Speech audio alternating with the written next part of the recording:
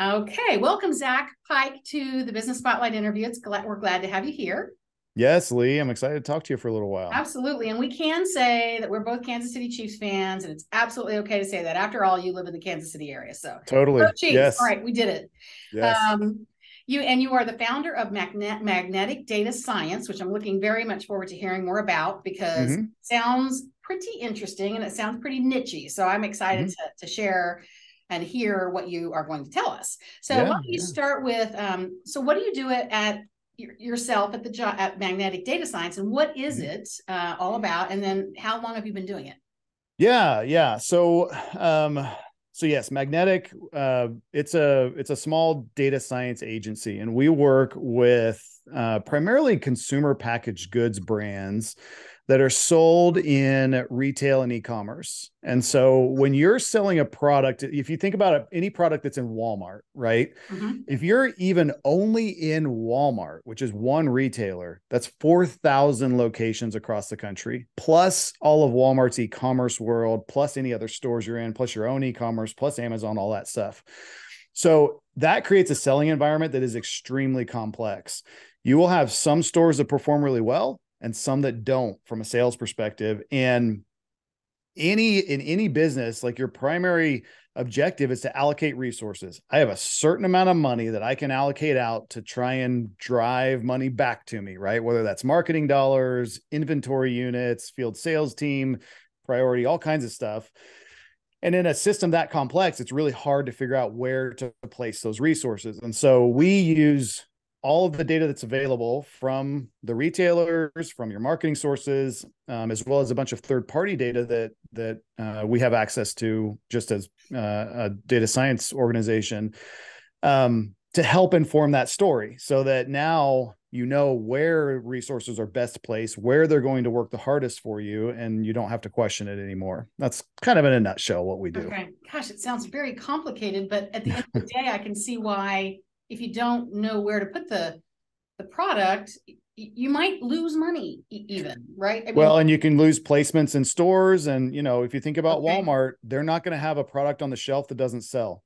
And right. so you as a brand have to support your product in the stores. And if you're not doing that effectively, you get removed and replaced with someone better. And Okay. so that's what we help a lot with, is that relationship with the buyers at these retailers, informing them with data, giving them suggestions and recommendations and strategies they can go after to just perform better and make sure they stay on the shelf.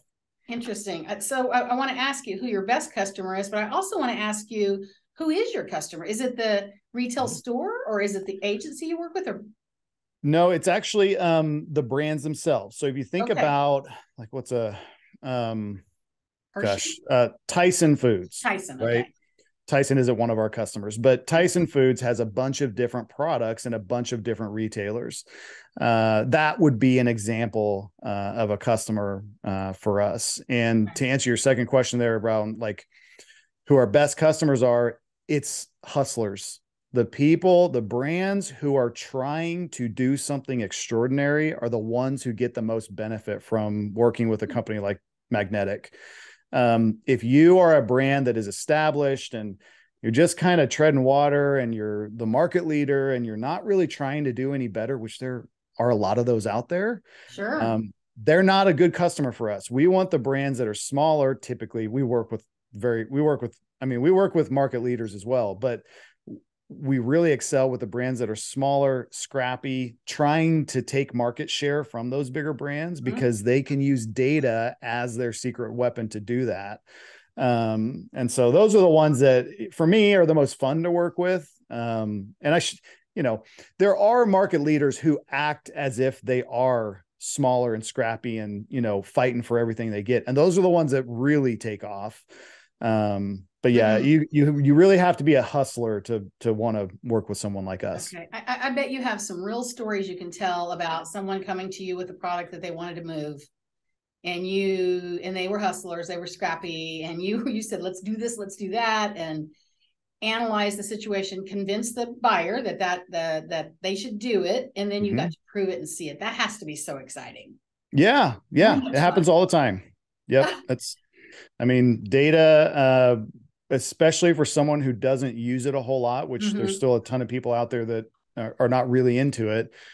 It is a huge differentiator. It can, I mean, like if you think about a product that's impacted by weather, pest control, right? Gardening. We've built weather models for those brands to, excuse me, to take Wow. to the retailer to tell them, okay, here's where when I'm spending marketing, here's where I'm spending those dollars, here's when my product needs to be on the shelf, here's how much product I need on the shelf based on when it's going to rain, how much rain there is, what the temperature is in the area. And you take a model like that to a retailer and it's like, holy cow, I have to work with this brand because no one is going to do it as good as them. It's bottom line building. It's bottom line building that you Yeah. do. Yeah. That's really cool. So I think I'm walking into Walmart all just picking out what I want, but instead you have used your magnetic data science to suck me into the to the product. I guess you could say it that way in a way, because you're magnetizing us, or I don't know what the word is. That's yeah. yeah. Yes, there's definitely a lot of science that goes into getting you into the store, when you're in there, what products you're likely to buy. I will say with complete certainty, we don't do anything like some of that, creepy stuff you see out there. That's Okay. not us. Okay. I'm a huge privacy advocate. Good. Good. But there are companies that do that type of stuff and that try to, use tactics that aren't, above the fold that to influence you. And, that's actually a fight that we fight a lot with brands. So, yeah. Yeah. Well, and the ones that you want to work with would be your ideal client, the ones that are not going to be creepy. So Exactly. yeah. Yep. Well, when we talked earlier, so when did you start this business? Exactly. Yeah. So we've been in business a year and a half. Okay. So yeah. tell me about the timing of that. And I know so you were not in business during COVID and during the pandemic, Right. But did that have an impact on how you do business today in any way, or I think so. Yeah. So I was CIO of a marketing agency, an ad agency, during COVID. And yeah, obviously, like during that time, there were changes, right? So overnight, everybody all of a sudden was working from home. So we had to figure out and I was fortunate because we had a technology infrastructure that was all in the cloud. We were ready for, being able to work anywhere in the world. From a data perspective, I had a small analytics team at this agency that I also managed. So there really wasn't any issue from that point other than just like working location. But what like one of the biggest benefits I've seen from COVID is stuff like what we're doing right now. Video calls. I use video so much and I had never used it even one time before COVID. I never did a video Zoom call. I never sent videos to people. And now it is like every single day I'm on camera. And in fact, there are meetings that typically would have been like an hour meeting where we got to align schedules with 6 different people and it takes forever, that I just record a quick video. I email it over. They watch it when they get time. Love that. And it's like so much more efficient. It is, isn't it? I got to ask you, what's the app you use for that? I use Loom. Loom. Okay. That Loom is what I haven't been using it in a while, but I'm going to do it again because there's that face and that communication.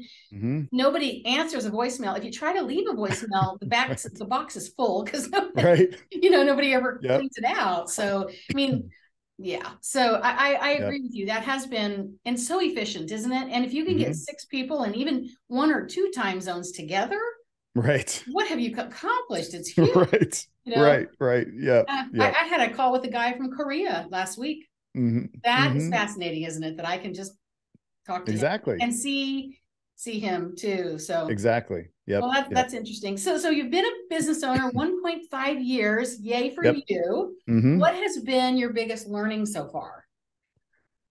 Oh gosh, there's been a lot. I mean, I did a lot of stuff wrong. Especially in the beginning. I think the biggest learning, well, there's 2. So my plan from leaving college was always to do my own thing. And it finally just made sense about a year and a half ago to make the leap and do it. So obviously like all this time I've been reading entrepreneurship books and articles and Okay. blogs and like Okay. consuming everything I could about this, just because it was always my plan. And it doesn't matter how much research you do and how much you listen to people, you will never really understand what it's like until you do it. You will not understand how hard it is. You will not understand how many like peaks and valleys there are, literally minute to minute. It's like, this is never going to work. Why did I ever do this? And then it's like, this was the best decision I've ever made, all within Oh, 1 within an hour. hour. Right. Right. So Yeah. that's the first big learning. The second one is it's really easy to get complacent when things start to go well. And that is, I think, where a lot of entrepreneurs get themselves into trouble. And I got myself into trouble with that. When I left my employer, I left voluntarily. It was not like something I was forced into. It was just time to do it.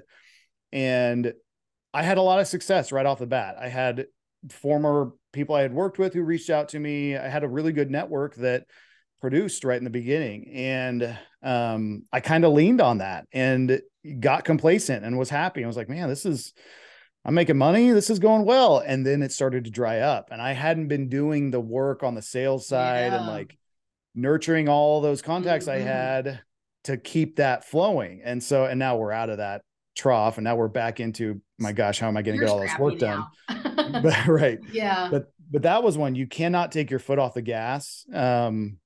in this space, even for a second, because it will bite you. I think two of the worst things that can happen to an entrepreneur is having a retirement plan you can use to fund your business, Right. and number two, really fast success. Yeah. Because just like what happened to you, I'm glad you recovered and rebounded, because sometimes it doesn't happen that way. Absolutely. Yeah. Absolutely. And it takes a special mindset to do that. Yes. I mean, I was having a conversation with another business owner last week, and he's been in business almost 20 years. He built a really successful company, extremely valuable company. And his point was, there is no plan B. You are doing this and it is going to work. There is no backup. There is no, it's not going to work. If you have a backup, that you'll take it. You'll take plan B. You'll never catapult. Right. So true. So that's the other thing. Okay. So three things you can't have a backup. Yep. I'll add that to my sage advice when people ask me. But it's true. And I heard you say something too earlier, is I've always known I was going to be an entrepreneur. I'm telling you, when I was 5 years old and I asked for a briefcase for Christmas, I knew it was because I was going to be an entrepreneur. Well, that's funny. And it's true. It's in your blood, isn't it? Yeah. Yeah. It's, I don't know. I mean, like, neither of my parents were, really no one in my family is. It just was always something even in high school, was something I always wanted to do. And it took me a while to really define my niche and figure out what I was really, really good at. Like I had to find something that I was better than anybody in the world at. And I found it, and so far it's going well. Are there a lot of competitors? I mean, is it still a new industry for you? There's a lot of data science agencies out there. There are not a lot of them who are specializing in the consumer packaged goods space and solving this, challenge of thousands and thousands of locations. Yeah. Okay.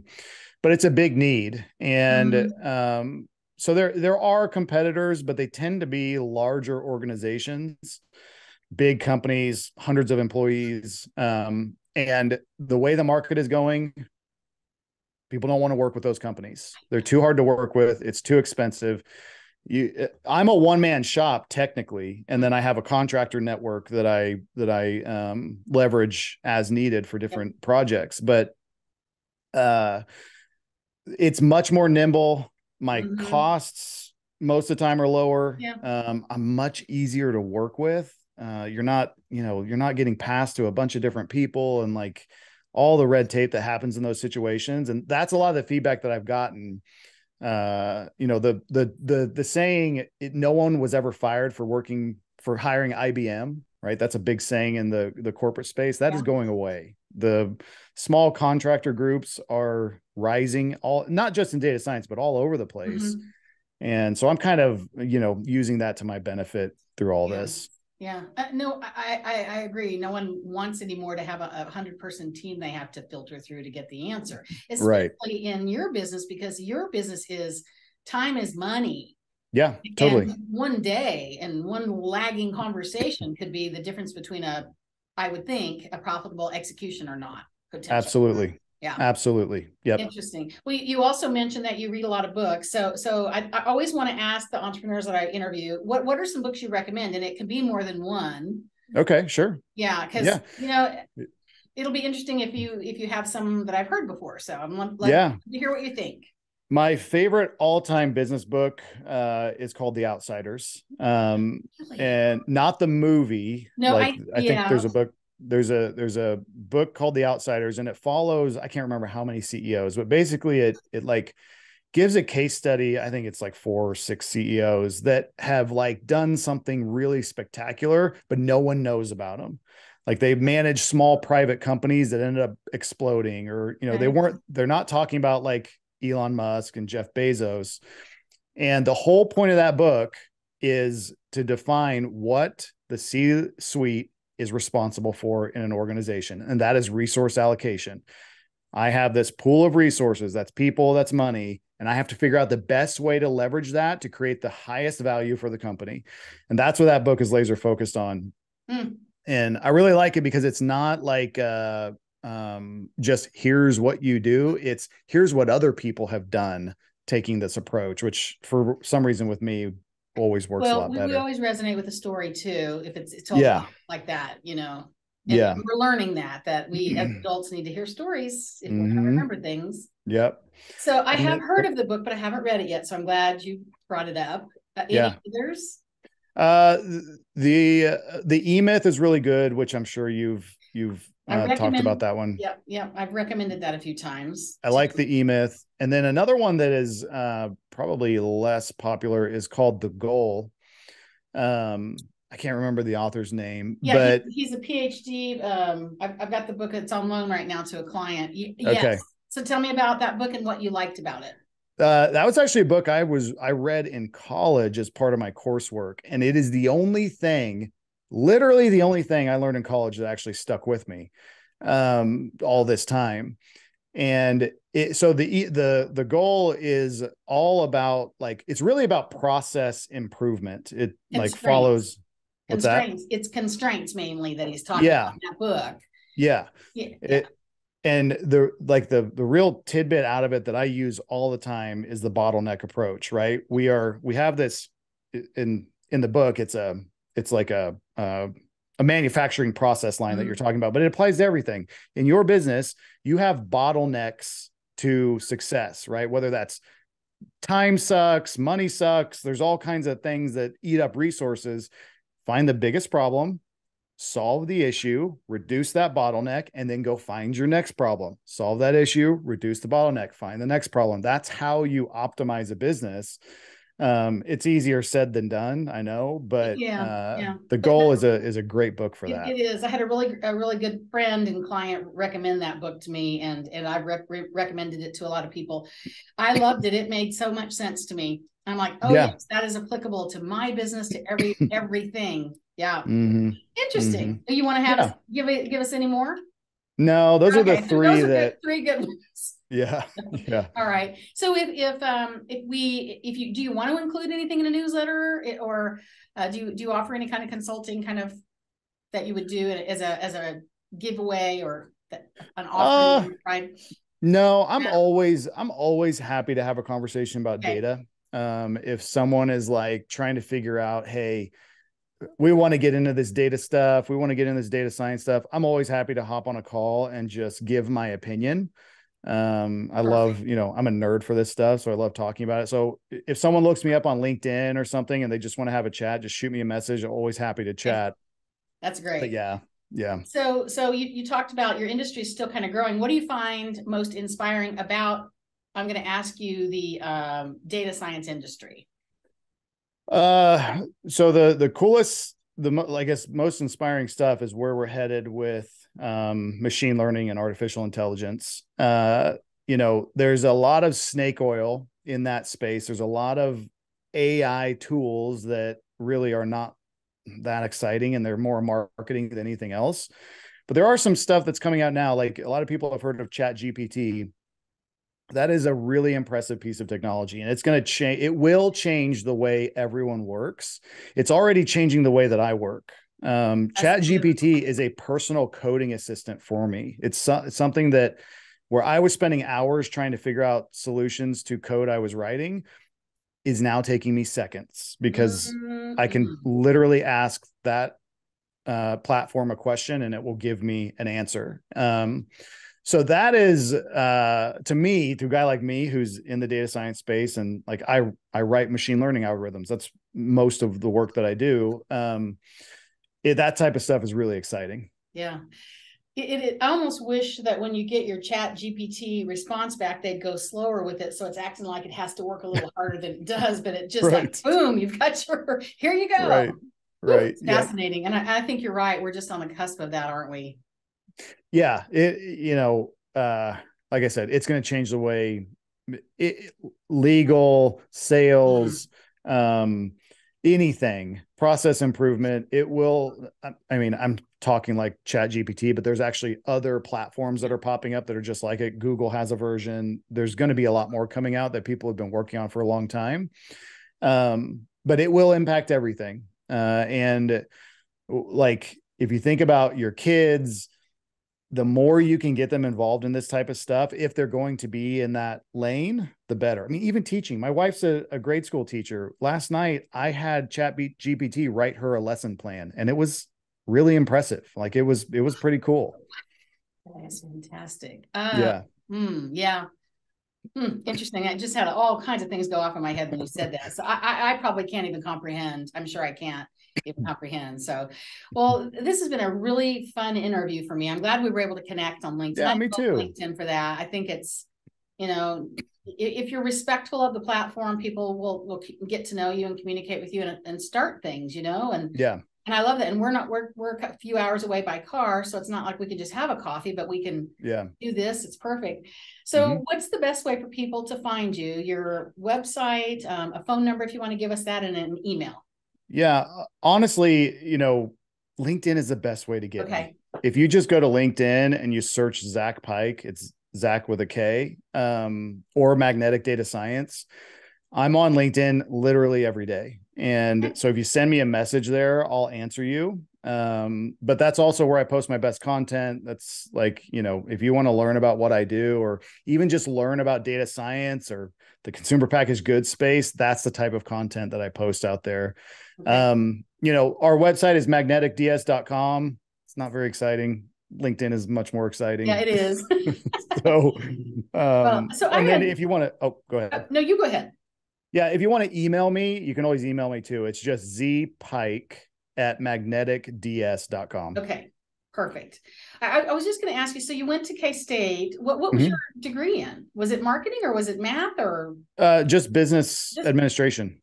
Really? And then I did my MBA at Baker.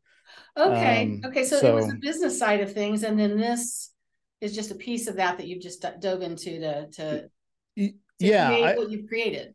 Yeah, I actually started out in sales right out of college. And then I saw this marketing thing. I was like, oh, this marketing stuff's kind of cool. So I was like a low-level marketing guy. And then in the marketing, I was like, oh, this data stuff's kind of cool. And then I really got into the data stuff. And that's what I've been doing for more than 15 years now. Cool. So that's how it happened. The business administration degree was just like hey, I know I want to start a business one day. I should probably get a business degree. And luckily you read the goal in college, so you've got something you can remember from that. Right. Yep. That's awesome. Yep. Well, thank you, Zack Pike, the founder of Magnetic Data Science, for the interview today with me. I'm Action Coach, Business Coach Lee Gray, and this is the Business Spotlight, and we will be in touch with you. So thank you. Thanks, Lee.